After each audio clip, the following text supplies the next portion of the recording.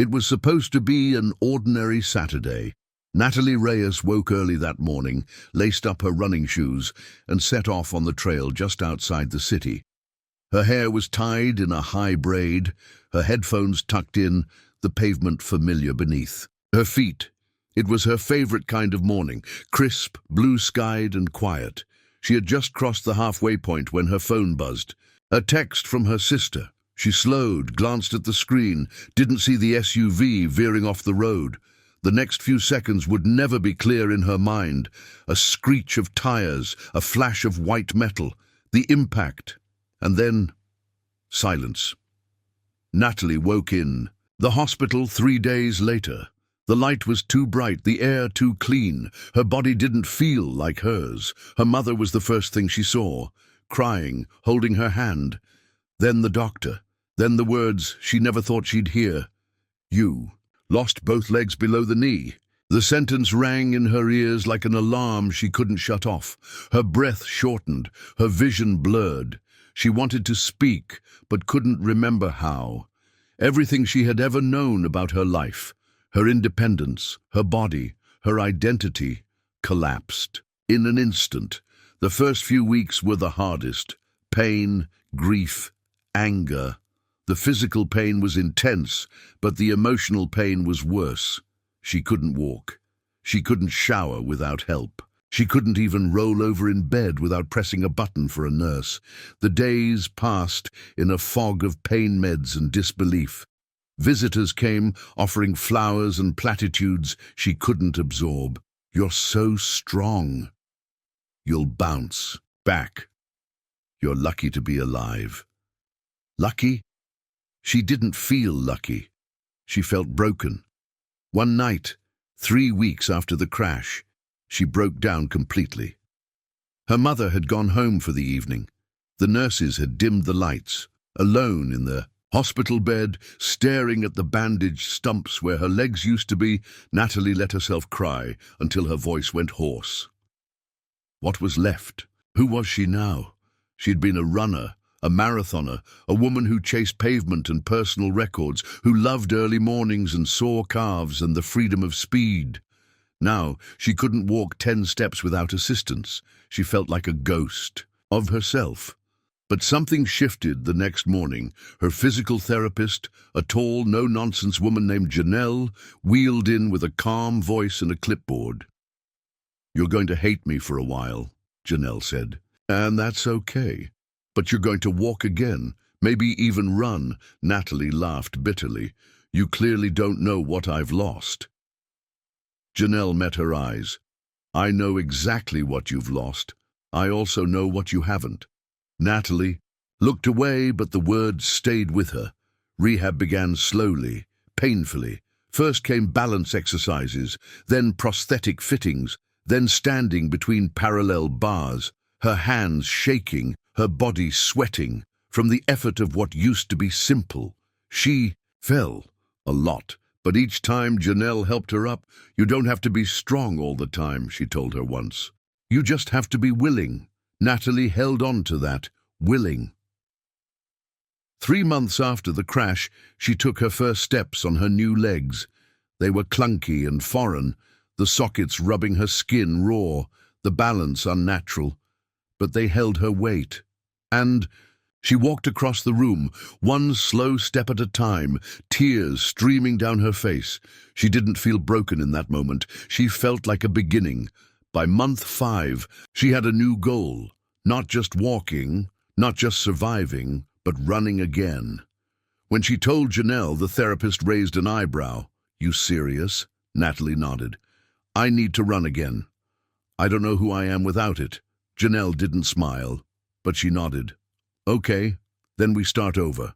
Natalie dove into training like a woman on fire. She studied videos of Paralympic athletes, blades slicing the track like wings. She followed every runner she could find online. She learned about prosthetics designed for speed and balance, how they absorbed shock, how they clipped into sockets with a sharp click that sounded like a second chance. Janelle introduced her to a coach named Damien, a retired Paralympian with a reputation for being tough and brilliant. He took one look at Natalie and said, "You don't look like a quitter." "I'm not."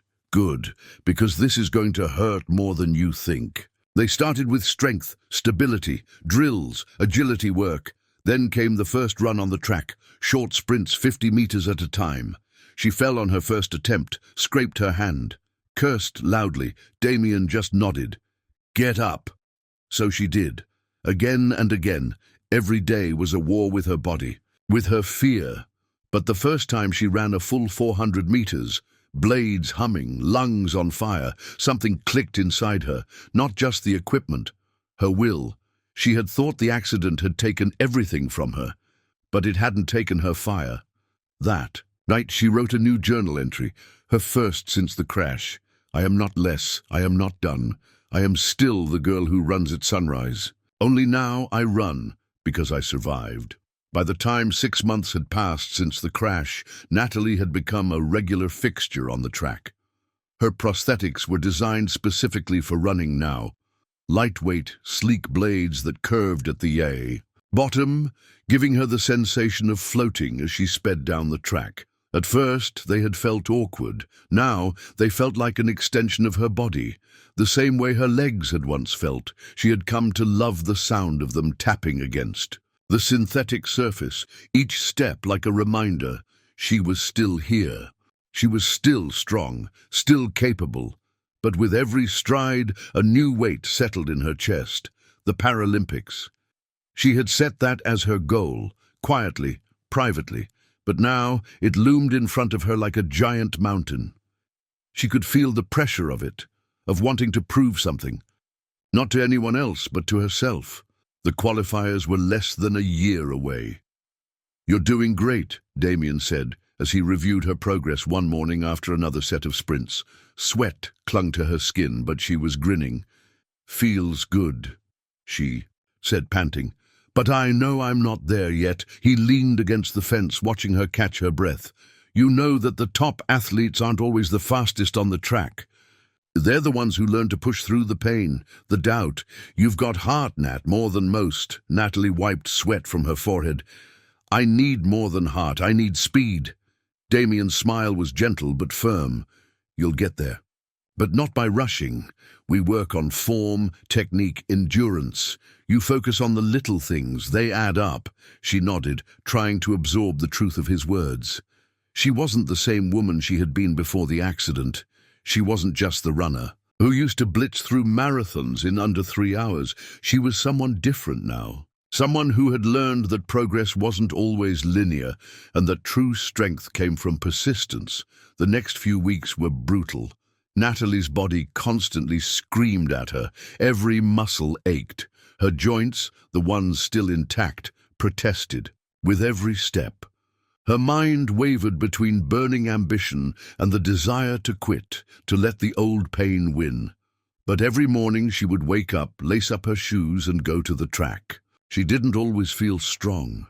Sometimes she felt like she was running away from the darkest parts of herself, the parts that told her she'd never be enough, that the crash had taken more than her legs. Her legs had been her identity, her escape, her power. They had been everything, but now she had to find a new version of herself.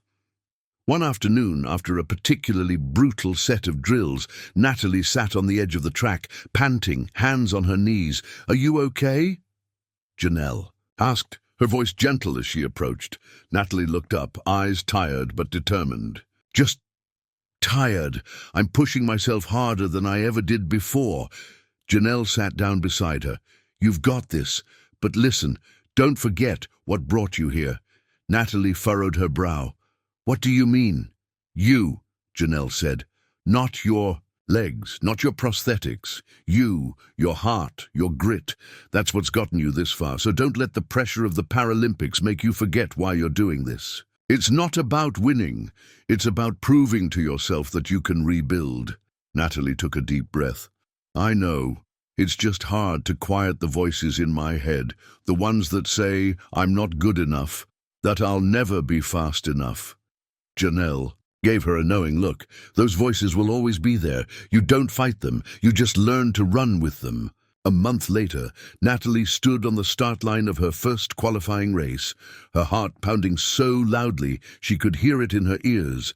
She had made it this far, months of grueling training, overcoming setbacks, learning to trust her body again.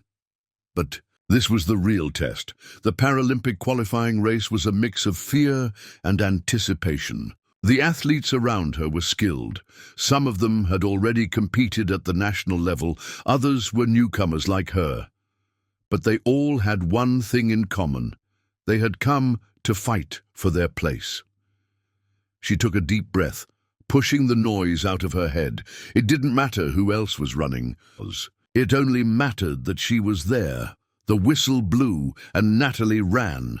Her prosthetics hummed against the track as she surged forward, the wind pushing against her face, the world narrowing to the rhythmic sound of her blades striking the surface. The first few steps felt effortless. Her body fell into a groove she hadn't felt in months, but halfway through the race, her mind began to waver. Doubts crept in. What if you can't keep this pace? What if they're faster? What if you fail? She pushed back the thoughts, focusing on her form, her breathing. She could hear the other runners behind her, some gaining, some falling behind. But all that mattered was the finish line ahead. With one final burst, she crossed it.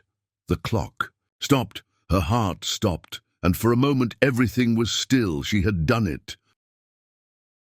Later that evening, after the race, Natalie stood in the parking lot, staring at the reflection in the car window. Sweat dripped down her face. Her body was exhausted, but her heart was full. She hadn't won the race. She hadn't qualified for the Paralympics yet, but she had crossed the finish line, and that in itself was a victory. Over the next few months, Natalie continued to race. She improved with every race, shaving seconds off her time. But more than that, she learned how to believe in herself again. She learned how to be proud of every step, every fall, every triumph. Eventually the letter came, the one she had been waiting for. She had qualified for the Paralympic trials. It wasn't the gold medal that mattered anymore. It was the journey of rediscovering herself, of defying the limits she had once believed were unbreakable. And as she sat in her small apartment, staring at the letter, she smiled. She wasn't just a woman who had lost her legs. She was a woman who had found her way back to herself. The day of the Paralympic trials arrived with the kind of energy Natalie had only ever felt before big races. There was an electric buzz in the air, the weight of the moment pressing down on her shoulders, the anticipation that shimmered just beneath the surface. The track gleamed in the bright afternoon sun, and the roar of the crowd made her heart race. But it wasn't the noise that brought the rush. It was the knowledge that this was it. The culmination of everything she'd been through, the challenge of standing at the edge of something bigger than herself. She could feel the eyes of the world on her, but in that moment, there was only the track. Only the sound of her breath, the quiet whispers of her prosthetic blades as they clicked against the surface, only the singular focus she had fought so hard to regain. The stadium was packed with athletes, those who had already secured their places and those, like Natalie, who were still clawing their way to the top. Her competitors were fast, fierce, unforgiving. Natalie's heart pounded as she stood behind the starting blocks, waiting for her race to begin. She could see the other runners' eyes glinting with determination, some with scarred prosthetics that marked years of struggle, others with fresh blades that had yet to prove themselves. But there was one thing they all shared, an undeniable, unrelenting drive. Damien and Janelle had both given her advice in the lead-up to this moment. "Trust your body," Janelle had told her. "You've trained for this. You're ready." Damien's words were sharper. "Don't let the nerves win. You've already earned this moment. Now take it." The whistle blew. For the first few strides, everything felt fluid, effortless even. The rhythmic pounding of her blades against the track, the wind rushing through her hair. This was the runner Natalie had been before the accident, the one who could feel the track beneath her, the one who trusted her body. But halfway through, doubt crept in. She wasn't moving as fast as the others.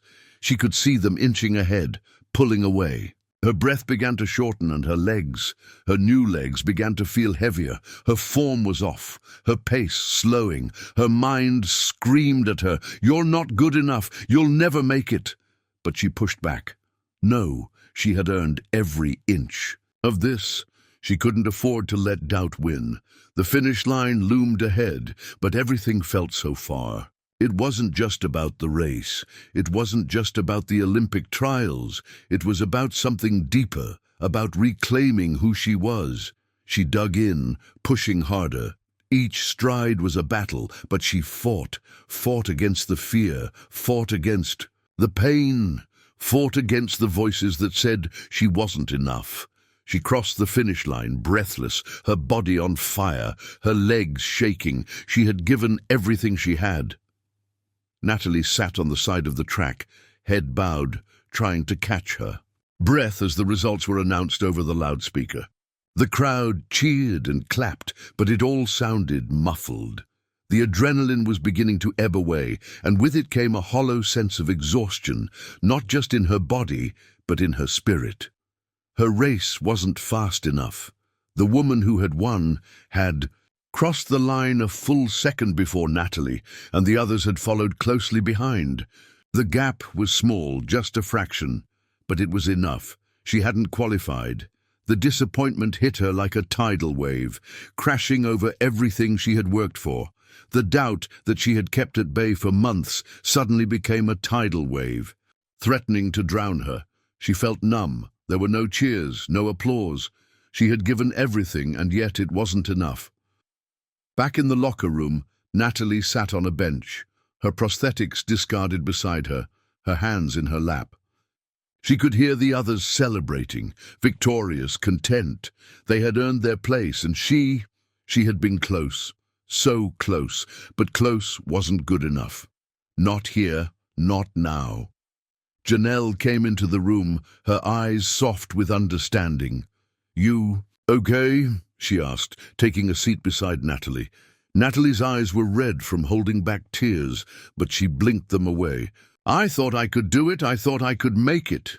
"You did make it," Janelle said, her voice firm. "You got here. You made it through the hardest part, and you ran like hell today. You should be proud, pride." Natalie didn't feel it. Not yet. "What happens now?"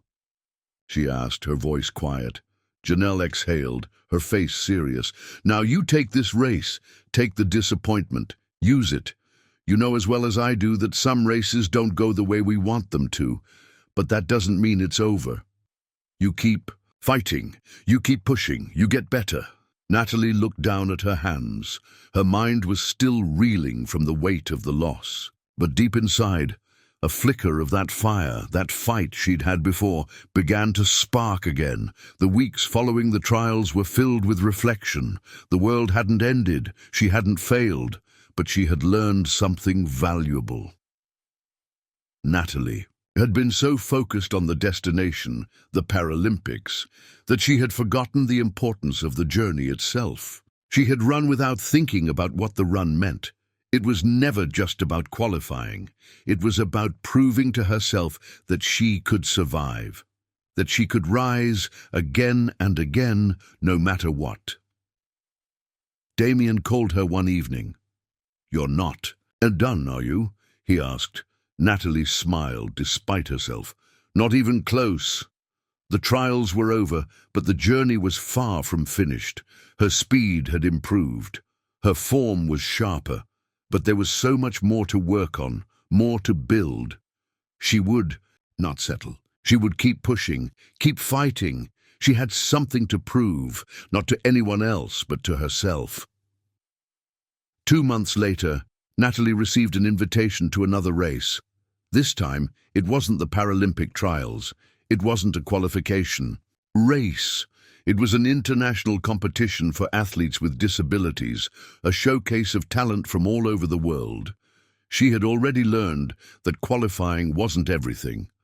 But the thought of stepping onto that track again, with the knowledge that she belonged there, that her hard work had earned her a place, filled her with a quiet determination. She wasn't giving up. She wasn't backing down, and this time she had no one to prove anything to, except herself. The invitation to the international race had come as a surprise, a recognition that Natalie hadn't expected. But she knew one thing for certain. This was an opportunity she couldn't ignore. The race wasn't just about another chance to qualify for the Paralympics. It was about proving something deeper, something personal. The road ahead was uncertain, but it was hers to take. The event was held in a massive stadium, far larger than the local track she had trained on. The atmosphere was charged with energy, the excitement of thousands of spectators filling the stands. Athletes from all over the world lined up on the starting blocks, each with their own story, their own struggles. But none of that mattered now. Natalie focused only on herself, her lane, her goal. This time, the voices in her head were different. Instead of the usual doubts and fears, there was a new sense of calm. She wasn't just running to prove she belonged. She was running because it was what she loved. Running was her language, her expression. The prosthetics were no longer foreign to her. They were part of her. A part of her that had taken her to places she had once thought impossible. Her coach, Damien, had been with her every step of the way. He had seen her struggle through every fall, every failure, every moment when she had wanted to quit. But he hadn't let her.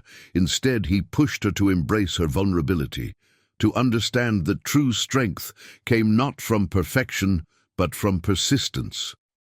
"You've got this, Nat," he said, his voice calm but firm as they stood on the sidelines. "Just run!" Her stomach fluttered, but she nodded. There was nothing left to do now but run. As the starting gun fired, everything else fell away. The world narrowed to the rhythmic pounding of her blades against the track, her breath steady, her focus sharp.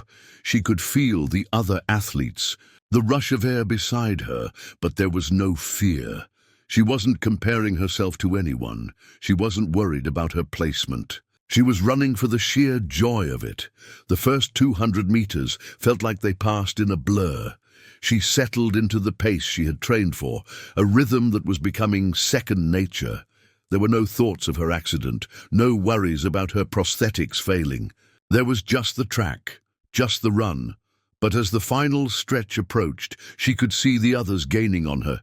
She could hear the distant cheers of the crowd, their excitement building as the race neared its conclusion. Natalie's heart raced. Her legs burned with effort. She pushed herself harder, desperate to keep up.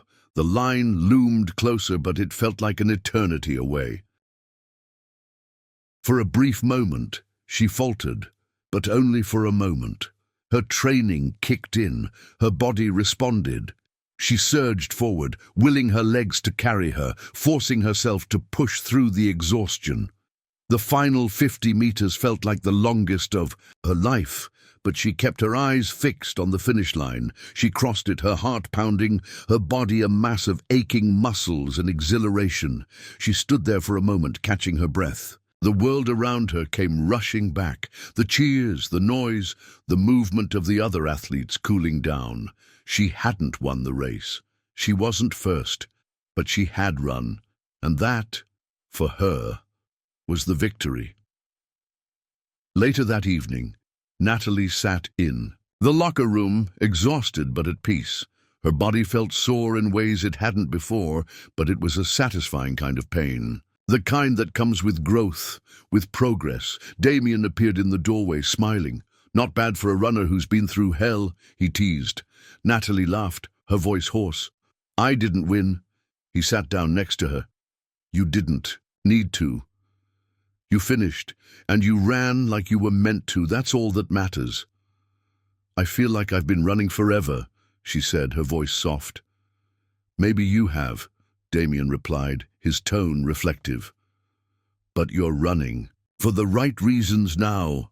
Natalie nodded, the weight of his words settling in. She wasn't running for anyone's approval anymore. She wasn't running to qualify or to win a medal. She was running because it was part of who she was. And that had been enough to get her to this point. The next few months passed in a whirlwind of training and races. There were still setbacks, still days when she didn't feel like she was improving. But there were also breakthroughs, moments when she felt like she was flying, when the track felt like home. And through it all, she remembered what had brought her here. Not the medals, not the titles, but the quiet resolve to keep going, to keep pushing, to find joy in every step she took.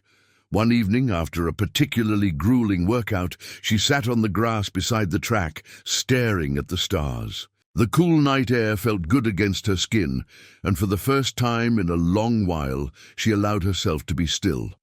She had come so far since that terrible day in the hospital, since the accident that had shattered her life. She had lost so much, but in return she had gained something even more valuable. A sense of purpose, a belief in herself. She wasn't done yet. There was still the Paralympic qualifiers, still the road ahead. But whatever happened, she knew one thing. She would never stop running. Her phone buzzed beside her, breaking her from her thoughts. It was a message from her sister, Mia. "You're incredible. I'm so proud of you." Natalie smiled as she read the text. Mia had been there through everything. Her accident, her recovery, her struggles, her unwavering support had been a constant anchor, a reminder that she wasn't alone. Natalie texted back, her fingers flying across the screen. "Thank you. I'm not done yet." And that was the truth.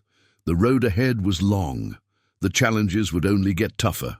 But Natalie was ready. She had found the strength she needed, not just to survive, but to thrive, and with that she stood up, ready to run again. Natalie stood at the edge of the track, the morning sun casting long shadows across the field. The sound of birds chirping filled the air, and a light breeze stirred her hair. It was quiet now, but in a few hours the stadium would fill with people, with the energy of competition, of athletes pushing their limits. She could feel it in her chest, the weight of what was to come. The Paralympic qualifiers were approaching, and this time everything felt different. She wasn't just running to prove herself to others, or even to herself. This time, she was running because it was her calling. The race was no longer an obstacle. It was a chance to show the world what she had become. She glanced down at her prosthetic blades, which gleamed in the sunlight. They weren't perfect. They didn't make her whole, but they had become a part of her, as much a part of her as her legs had once been. In some ways, they had even made her stronger. She could feel the rhythm, the pulse of the track beneath her. She had learned to trust the motion, to move with it, not against it, to let go of the fear. Damien appeared beside her, a bottle of water in hand. "You ready?" he asked, his voice low but filled with conviction. She nodded, even though her nerves were a tangle of knots inside. "I think so." "You've been ready for this moment for a long time," he said, handing her the water. "The only thing left now is to do it." The words were simple, but they were enough to ground her. She had trained for this. She had poured every ounce of energy into it. There was no turning back now. The qualifiers were a blur of activity, the athletes moving with purpose as they prepared for their races. The stands were packed with spectators, their faces a mix of anticipation and excitement. There was a hum in the air, an electric energy that seemed to vibrate through her every muscle. Natalie found herself at the starting line again, her mind quiet, her body in tune with the track. She wasn't looking at the other runners. She wasn't concerned with who would win or lose. She was here to run for herself, to push past the limit. For a brief moment, she faltered, but only for a moment. Her training kicked in, her body responded. She surged forward, willing her legs to carry her, forcing herself to push through the exhaustion. The final 50 meters felt like the longest of her life, but she kept her eyes fixed on the finish line. She crossed it, her heart pounding, her body a mass of aching muscles and exhilaration. She stood there for a moment, catching her breath. The world around her came rushing back. The cheers, the noise, the movement of the other athletes cooling down. She hadn't won the race. She wasn't first, but she had run. And that, for her, was the victory. Later that evening, Natalie sat in the locker room, exhausted but at peace. Her body felt sore in ways it hadn't before, but it was a satisfying kind of pain. The kind that comes with growth, with progress. Damien appeared in the doorway, smiling. "Not bad for a runner who's been through hell," he teased. Natalie laughed, her voice hoarse. "I didn't win." He sat down next to her. "You didn't need to. You finished, and you ran like you were meant to. That's all that matters." "I feel like I've been running forever," she said, her voice soft. "Maybe you have," Damien replied, his tone reflective. "But you're running. For the right reasons now." Natalie nodded, the weight of his words settling in. She wasn't running for anyone's approval anymore. She wasn't running to qualify or to win a medal. She was running because it was part of who she was. And that had been enough to get her to this point. The next few months passed in a whirlwind of training and races. There were still setbacks, still days when she didn't feel like she was improving. But there were also breakthroughs, moments when she felt like she was flying, when the track felt like home. And through it all, she remembered what had brought her here. Not the medals, not the titles, but the quiet resolve to keep going, to keep pushing, to find joy in every step she took. One evening, after a particularly grueling workout, she sat on the grass beside the track, staring at the stars. The cool night air felt good against her skin, and for the first time in a long while, she allowed herself to be still.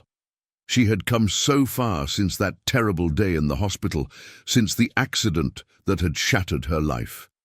She had lost so much, but in return she had gained something even more valuable. A sense of purpose, a belief in herself. She wasn't done yet.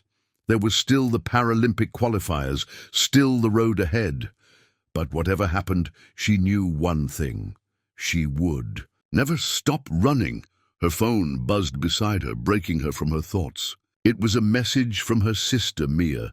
"You're incredible. I'm so proud of you." Natalie smiled as she read the text. Mia had been there through everything. Her accident, her recovery, her struggles, her unwavering support had been a constant anchor, a reminder that she wasn't alone. Natalie texted back, her fingers flying across the screen. "Thank you. I'm not done yet." And that was the truth. The road ahead was long. The challenges would only get tougher.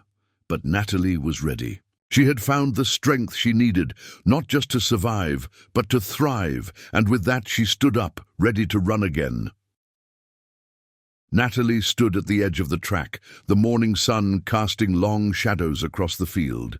The sound of birds chirping filled the air, and a light breeze stirred her hair. It was quiet now, but in a few hours the stadium would fill with people, with the